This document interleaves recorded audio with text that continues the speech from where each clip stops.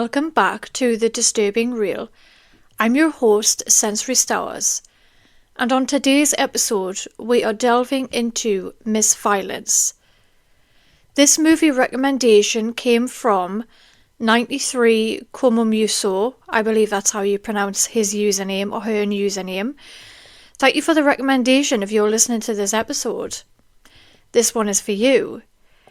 And I do apologise for not uploading for a while. Life got on the way. And I'm working on a side project, which I will talk about at the end of this episode. But Miss Violence, the opening of this movie, should provoke chaos. An 11-year-old girl steps off a balcony during a family celebration. And yet, what follows is not hysteria. There is no collapse into grief. There is no emotional rupture.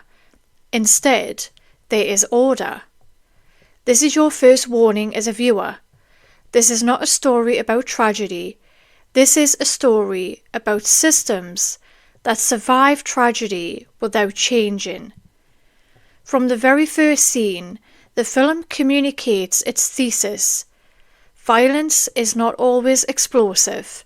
Sometimes it is administrative. Most films treat violence as an interruption. Miss Violence treats it as an infrastructure.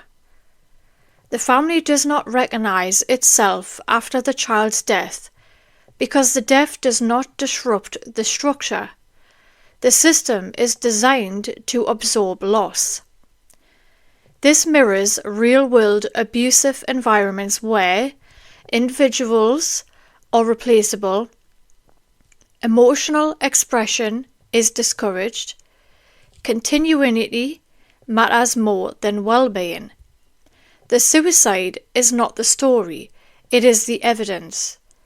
The father figure is not portrayed as an overtly sadistic. I was going to say sadism, but it's sadistic.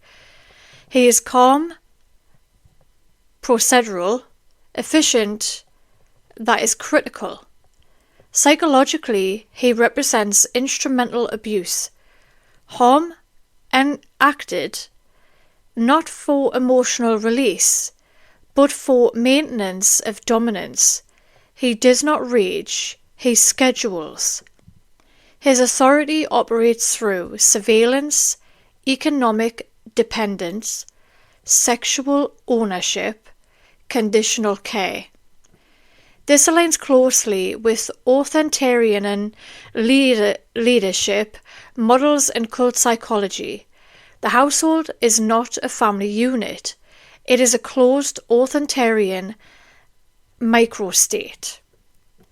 Now, fear does not need to be expressed. It has already been internalized. One of the most common viewer responses is frustration. Why doesn't anyone fight back? This question misunderstands trauma. In prolonged abuse environments, resistance is not heroic. It is dangerous. The nervous system adapts by prioritizing survival over escape. What we see in the children and women is trauma compliance, emotional flattening, delaying response, obedience without negotiation. Their silence is not consent, it is conditioning. The film refuses to explain this explicitly, forcing the viewer to confront their own expectations about how victims should behave. The mother's role is one of the most uncomfortable aspects of the film. She is not portrayed as ignorant, she is not portrayed as cruel, she is portrayed as adaptive. Now, her compliance reflects what psychologists call identification with the aggressor, a survival strategy where aligning with power feels safer than opposing it.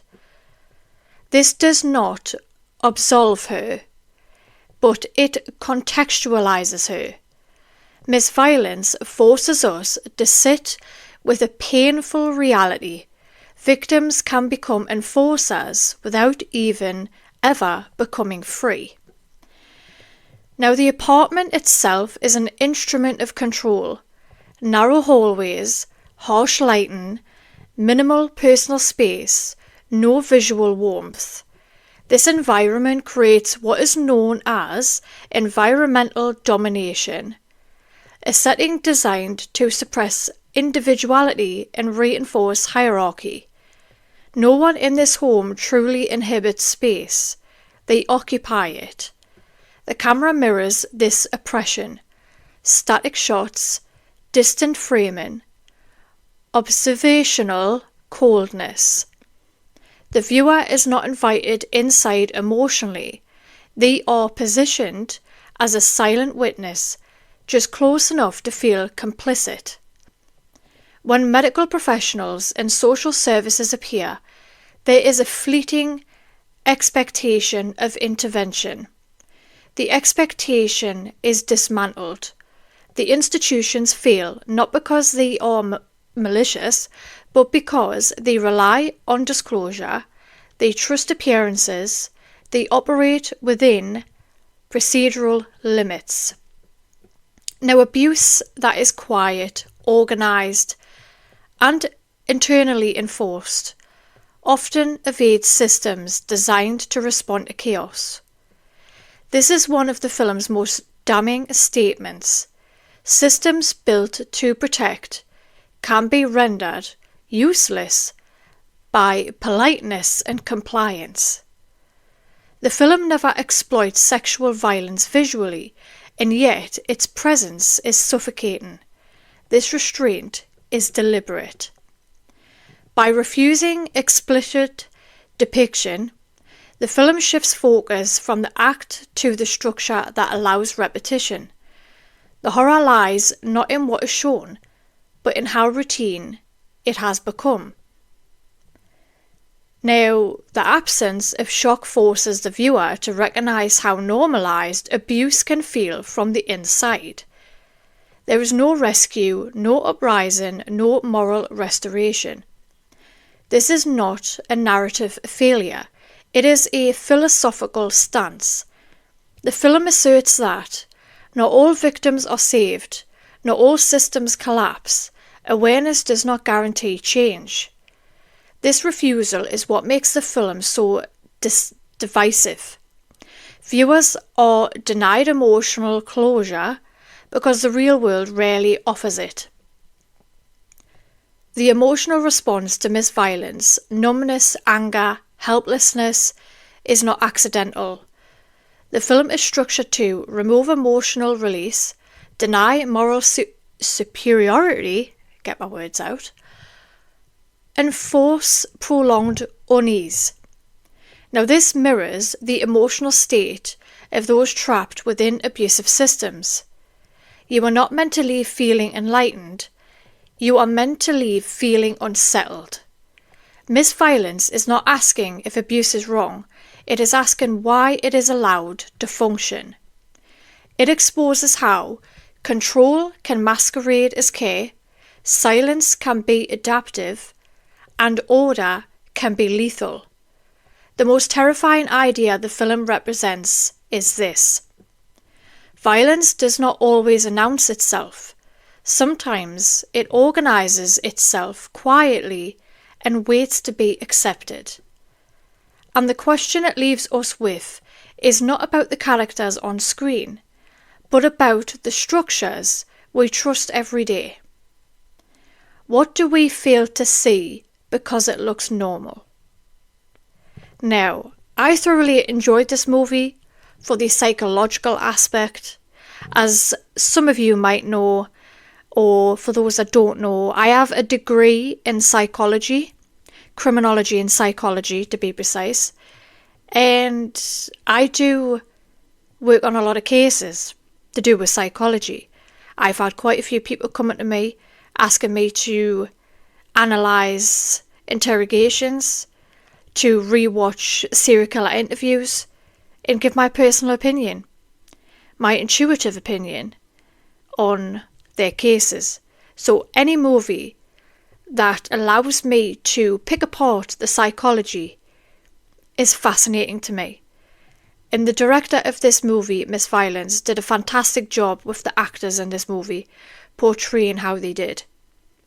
But that is my mini review on Miss Violence.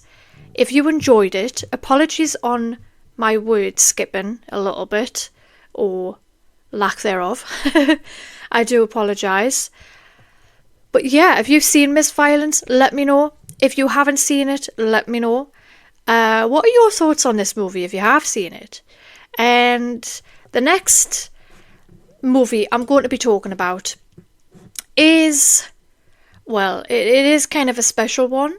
I am going to find it and let you know. So my next episode is going to be The Murder of Junko Furuta, I believe that's how you say it. And I'm going to call that one When Violence Becomes Permission. Now, this is not a... what's the word I'm looking for? It isn't... well, it's a touchy subject. It's based on actual events. And it's based on a murder. So I am testing the waters when it comes to true crime on this podcast as well. Because I don't just want to focus on extreme cinema anymore. I want to venture into true crime as well.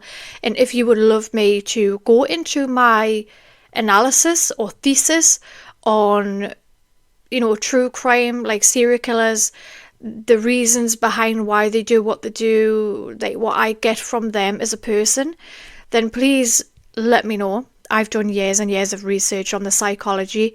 So if you would like to know this, then let me know. But other than that, thank you for listening to this episode. Thank you so much for tuning in and giving me that time of day to have a listen. I do appreciate it. And until the next one is going to be right after. So it's going to be 2 episodes in one day or one night, wherever you might be in the world. But until the next one, I will catch you then.